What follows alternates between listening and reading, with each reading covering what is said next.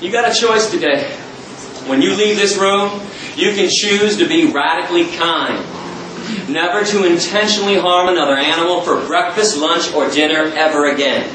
And these creatures have never harmed you, violated you, or taken advantage of you in any way, shape, or form. The least you can do is return the favor.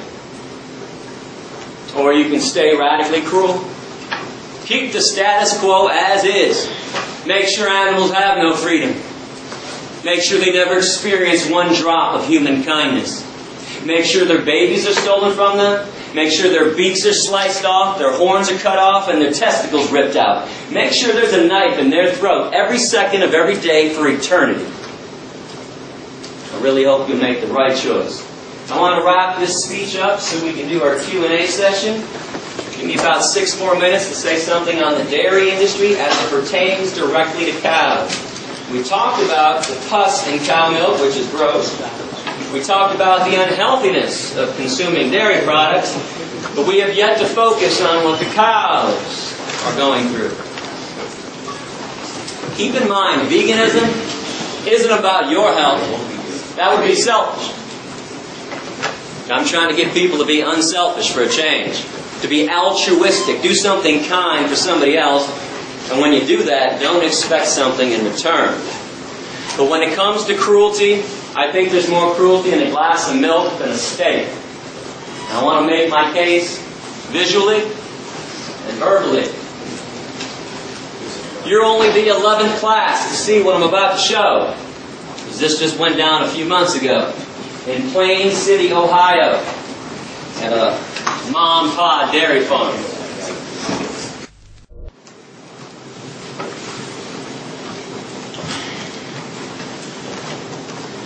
This is not an isolated incident. Don't for 1 minute think that this is an isolated incident. This is how slaves are treated. You don't really think that slaves get treated nicely, do you? You really think white people were nice when they shipped black people over here on ships? You don't think Nazis were nice when they walked Jews and gypsies into the gas chambers, do you? And this happens because you want to buy those products. Yeah, that guy's a scumbag for doing that. But he's doing that because you want to eat what comes out of her body.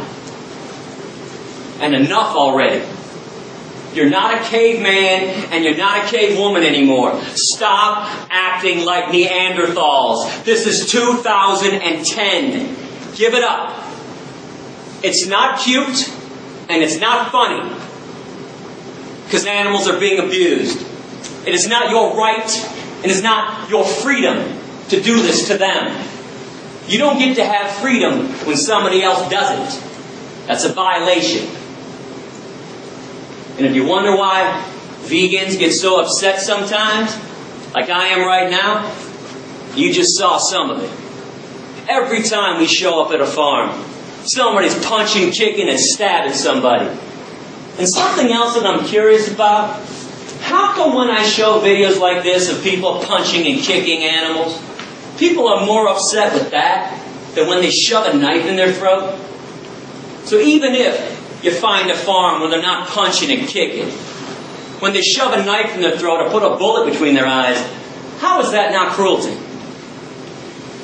Did you know that 90% of hamburger meat in America comes from the dairy industry? When cows no longer give huge amounts of milk after 3 to 7 years, slaughterhouse, no exceptions. If ever given a chance, cows can live to be 18 to 25. And cows are like all female mammals. I am not trying to talk down to you when I speak about animal issues. It's just that people don't think that animals go through the same things, the same emotions that you go through, that we all go through. In order for a female mammal to give milk, she has to be pregnant. Every year, every cow on every dairy farm is raped.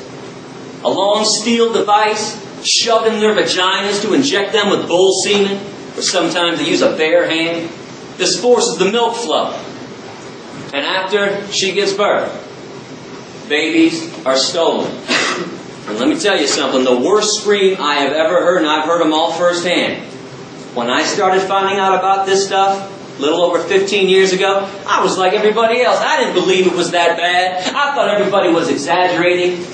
But unlike everybody else who just blows it aside, brushes it off, I actually went to see what was going on. I spent 6 weeks at Thornapple Valley Pig Slaughterhouse in Detroit in 1993. I broke into animal research laboratories. I broke into fur farms. I went behind the scenes of every circus and every rodeo that ever came through Michigan. Worst scream I've ever heard. A mother cow on a dairy farm. As she screams and bellows her lungs out day after day for her stolen baby to be given back to her. And I can only imagine the same scream every woman in this room would make if somebody held you down after birth and stole your newborn baby from you. And why did they take babies away from their moms? Well, the dairy industry can't have little babies sucking up all that milk that was meant for them when they'd rather sell it to you instead. Every time you have a glass of cow milk, some calf is not. And mother cows make milk for one reason anyways. During Q&A we're about to have, you can ask me whatever you want. I'm no politician. Bring up anything. If you went online before I got here, saw my radical essays that got me kicked out of countries, bring them up. There's one question. I will not entertain them. You cannot ask me why cows make milk. Thus, if it's good for us. Shouldn't we be feeding it to our kids, Gary? Shouldn't we be having it? Nature took care of this one at the beginning of time. Cows make milk for their babies and for their babies alone. Case is closed forever, permanently. No debate, no discussion. They don't make milk for baby elephants, baby orangutans, baby hedgehogs, baby rabbits, baby rats, baby humans, adolescent humans, or adult humans.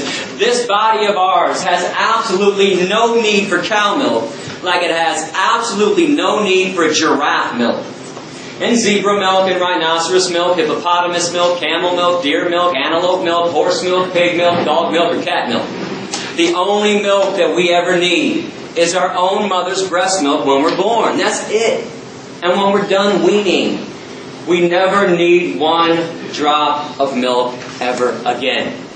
No species on this planet needs milk after they're done weaning.